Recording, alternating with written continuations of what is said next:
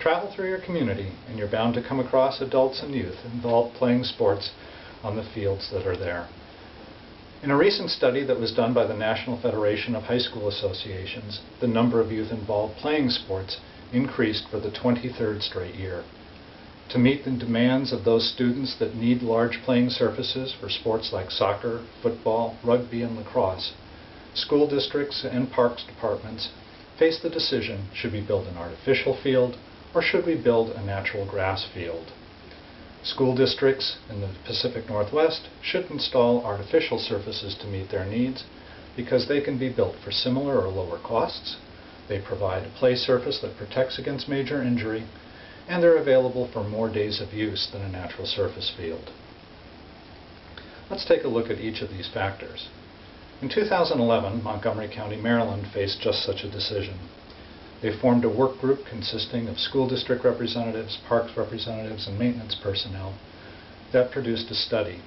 In that study, they did an analysis of the costs of building an artificial turf field versus cool season grass fields, which I've summarized here. That study included the initial capital costs of a field, the replacement or rehabilitation costs they would face over a 20-year period, and 20-year maintenance costs that they would face. As a result, they drew the conclusion that an artificial field would be built for about $2.6 million compared to $600,000 for a cool season grass field. That artificial field would have its costs offset by revenue that they would get by renting the field to the tune of about $1.6 million, resulting in a net cost of about $1 million over 20 years compared to $600,000 for the cool season grass field.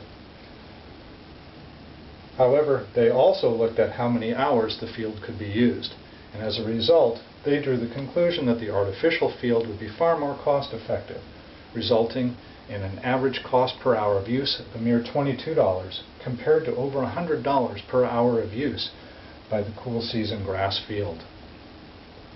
The second factor that we need to look at is the safety of the playing surface. In 2004, Drs. Myers and Barnhill produced a study in the American Journal of Sports Medicine.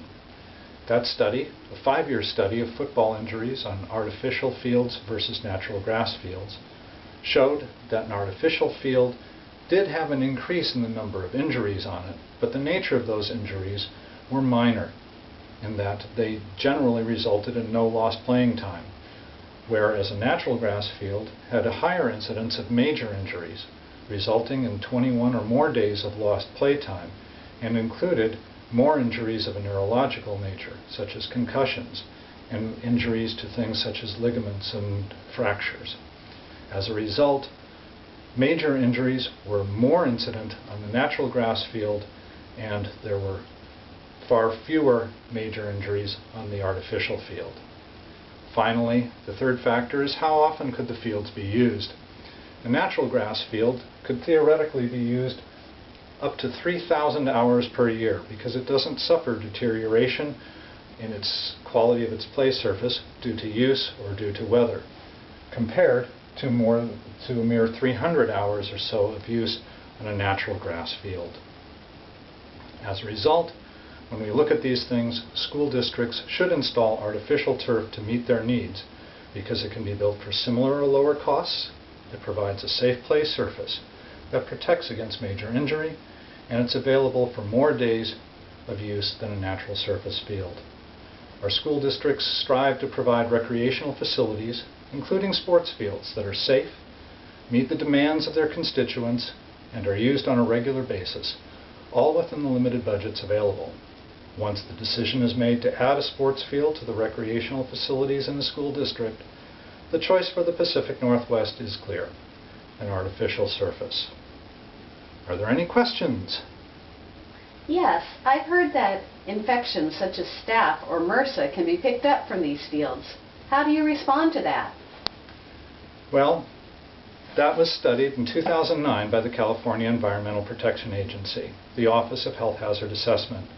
In fact, what they did was they went out to the various fields that had reported skin infections, swabbed those fields, and determined that there was actually no bacteria found on any of those fields. What they did find was bacteria and sports equipment such as tape, and in the facilities such as locker rooms. The fields themselves were not a source of bacteria leading to these infections. Any other questions? Well, I've heard that artificial fields can become so hot they are unsafe. Is that true? Well, the Montgomery Work Group did look at several studies related to the high temperatures that were reported on various fields. What those studies showed was that as temperatures climbed into above 85 and into 90 or more degrees, the temperature on the surface of the field did indeed get quite high. However, we're talking about building fields here in the Pacific Northwest, and according to the website for U.S. climate data, the average high temperatures here in the Northwest did not exceed 80 degrees in any particular month. And when we consider that these fields would generally be used outside of the hottest months of summer, it's really not a major concern here in the Northwest as it is in other parts of the country. Anything else? In your chart comparing costs, you assumed there would be no rental income for grass fields. Why is that? Well, what the Montgomery Work Group did was they used a cap of 300 hours for the natural grass fields. This was based on what they felt was the maximum safe field usage before deterioration of the field brought on by either weather or just by it being used.